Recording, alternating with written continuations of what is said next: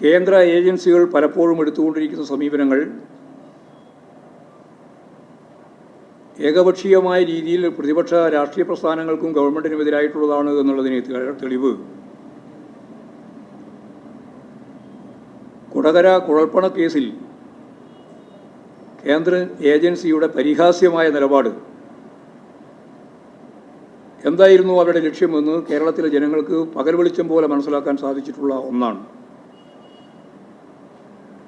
ഹൈക്കോടതിയുടെ നിർബന്ധത്തിന് വഴങ്ങി കൊടകര കുഴൽപ്പണ കേസ് അന്വേഷിച്ചപ്പോൾ പരിഹാസ്യമായ രീതിയിൽ BJP നേതൃത്വത്തെ സംരക്ഷിക്കാൻ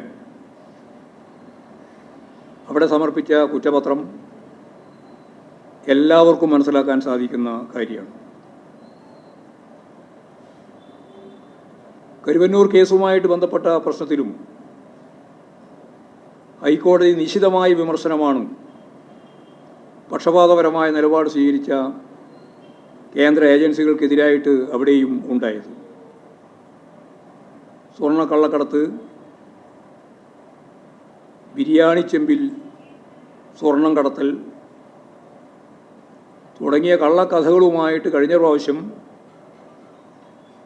രംഗത്ത് വന്ന അവരുന്നയിച്ച എല്ലാ കാര്യങ്ങളും എങ്ങനെയാണോ അവസാനം ഇല്ലാതായത് അതുപോലെ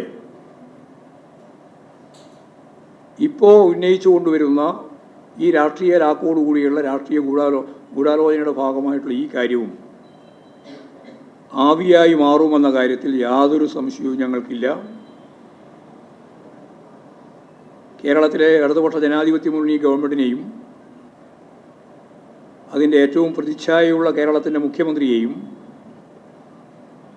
തകർക്കുന്നതിന് വേണ്ടി രാഷ്ട്രീയമായ ഉദ്ദേശത്തോടുകൂടി ഇപ്പോഴും വൻ പ്രചാരവേല നടത്തി കൈകാര്യം ചെയ്തുകൊണ്ടിരിക്കുന്ന ഈ പ്രശ്നത്തെ ഫലപ്രദമായ നിയമയുദ്ധത്തിൻ്റെയും അതുപോലെ തന്നെ രാഷ്ട്രീയ നിലപാടിൻ്റെയും ഭാഗമായിട്ട് കൈകാര്യം ചെയ്യാൻ ഇടതുപക്ഷ പ്രസ്ഥാനത്തിന്, പ്രത്യേകിച്ച് CPIM-ന് സാധിക്കുമെന്ന കാര്യത്തിൽ ഒരു സംശയവും നമുക്കില്ല.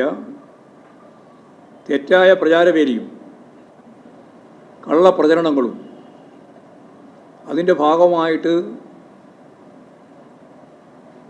നമുക്ക് കാണാൻ സാധിക്കുന്നത് പോലെ കേന്ദ്ര ഏജൻസികളുടെ നിരന്തരമായ ശ്രമവുമെല്ലാം വീണ്ടും പരാജയപ്പെടാൻ പോകുന്ന ഒന്നായി തീരും എന്ന് മാത്രമേ ചൂണ്ടിക്കാണിക്കാനുള്ളൂ.